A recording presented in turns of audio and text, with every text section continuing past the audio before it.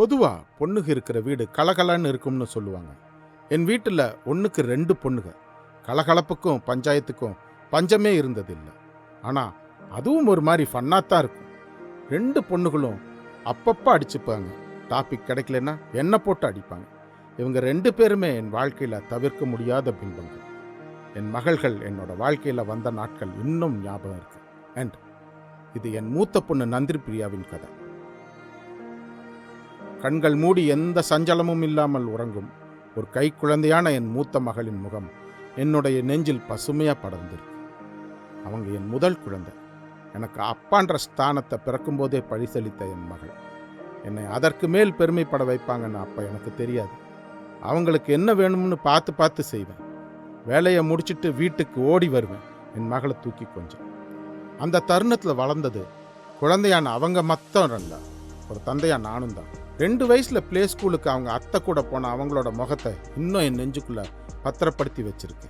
2.25 வயசு PKG interview attend பண்ண போன அவங்களுக்கு ட்ரேல நிறைய பொருள்களை வச்சு ஐடென்டிஃபை பண்ண சொன்னாங்க. சில பொருள்கள் பேரை சொன்ன நந்தினி பிரியா அதுக்கப்புறம் ஸ்க்ரீனை தூக்கி எட்டி பார்த்து மற்ற பொருள்களோட பேரை சொன்னாங்க. அந்த குறும்புத்தனம் நிறைஞ்ச புத்திசாலித்தனமே அவங்களுக்கு அட்மிஷன் வாங்கி கொடுத்துச்சு.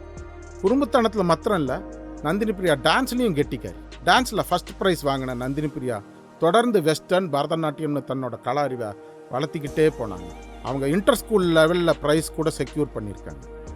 ஸ்கூலில் படிக்கும் காலத்திலேயே ஹவுஸ் கேப்டன் போன்ற பொறுப்புகளை ஏற்று எடுத்து சிறப்பாக செயல்பட்ட நந்தினி பிரியா தன்னுடைய தலைமை தாங்கும் திறனை கொஞ்சம் கொஞ்சமாக வளர்த்திக்கிட்டே போனாங்கன்னு சொன்னால் அது மிகையாகாது. அது மட்டும் இல்லை, தன்னுடைய 15 வருட பள்ளிக்கூட வாழ்க்கையில் நந்தினி பிரியா ஒரு நாள் கூட லீவ் எடுத்ததில்லை. தன்னோட பள்ளி கடமைகளை உணர்ந்து செயல்பட்ட நந்தினி பிரியாவுக்கு பாராட்டுகளும் அவங்க பெற்றோராகிய எங்களுக்கு பெருமைகளும் இதன் மூலமாக கிடைச்சது.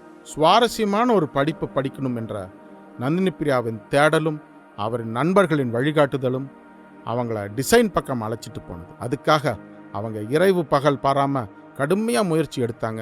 நிறைய எக்ஸாம் அட்டன் பண்ணாங்க. அதற்கு பலனா அவங்களுக்கு தெஹ்ராதூனில் இருக்கிற UPES யூனிவர்சிட்டியில் சீட்டு கிடைச்சது. அங்கே அவங்க BDes இன் ப்ராடக்ட் டிசைன் படித்தாங்க. தன்னுடைய பள்ளி பருவத்தில் அவங்க காட்டின அதே உத்வேகத்தோட கல்லூரியிலும் முதல் வருடத்திலேயே கேம்பஸ் அம்பாசிடர் ஆனாங்க. அதை தொடர்ந்து பல தலைமை பொறுப்புகளை கையில் எடுத்து அதை திறன்பட செய்து முடித்தாங்க. நந்தினி பிரியாவின் அறிவு ரீதியான தேடல் அவங்கள டெஹ்ராதூன்லேருந்து இஸ்தான்புல் வரைக்கும் கொண்டு போனதில் அப்பாவாக எனக்கு பெருமை.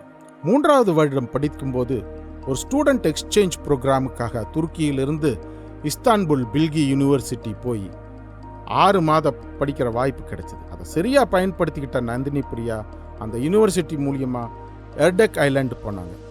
இயல்பாகவே ஆலிவ் ஆயில் உற்பத்தி செய்யும் இடமான அங்கே சீவீடு நிறைய கிடைச்சிது. நந்தினி பிரியா எப்படி தன்னோட ப்ரீகேஜி இன்டர்வியூவில் குறும்புத்தனமாக அந்த ட்ரேல இருக்கிற பொருள்களை ப்ராக்டிக்கலாக எட்டி பார்த்து கண்டுபிடிக்க முயற்சி செஞ்சாங்களோ, அதே மாதிரி கண் முன்ன கிடக்கிற சீவீடை வச்சு ஒரு பிளாஸ்டிக் மாற்றா ஆலிவ் ஆயில் கண்டெய்னரை கண்டுபிடிச்சாங்க. இதையே அவங்க செமஸ்டர் ப்ராஜெக்டாகவும் எடுத்து திறன்பட செய்து காமிச்சாங்க. இந்த ப்ராஜெக்ட் மூலிமா அவங்களுக்கு கூடுதலாக 6 மாதம் ரிசர்ச் செய்கிற ஒரு வாய்ப்பு கிடைச்சிது. அதை வெற்றிகரமாக முடிக்கிற தருவாயில் கோவிட் பேண்டமிக் வருது. கல்வியோடு சேர்த்து தனிமையையும் வென்று வீடு திரும்பினால் என் நந்தினி பிரியா. UPES மற்றும் பில்கி யூனிவர்சிட்டி என 2 யூனிவர்சிட்டி டிகிரியை ஒரே வேலையில் வாங்கின என் மகளின் கல்வி தேடல் அதோட நின்று போகல. யூனிவர்சிட்டி ஆஃப் ஆர்ட்ஸ் லண்டனில் குளோபல் கொலாபரேட்டிவ் டிசைன் ப்ராக்டிஸுங்கிற மேல் படிப்பு படிக்க லண்டன் போனாங்க. அங்கிருந்து கியோட்டோ இன்ஸ்டியூட் ஜப்பான் போய் சில முக்கியமான சப்ஜெக்டை படித்தாங்க.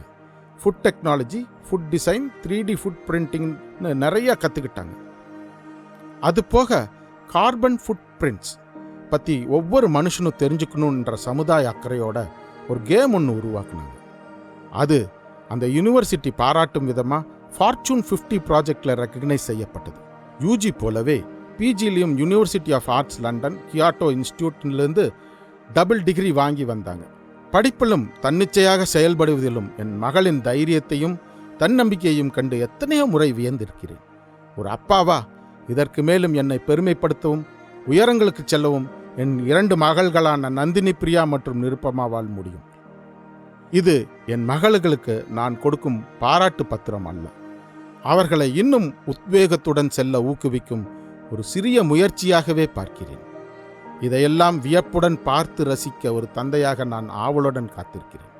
வென்று வா மகளே, அனைத்தையும் வென்று வாழ்ந்து வா.